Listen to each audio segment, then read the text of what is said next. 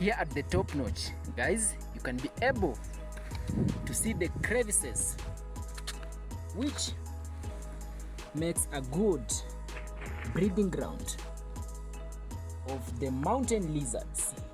Not mountain lizard, but the mountain rabbits. Right at this position,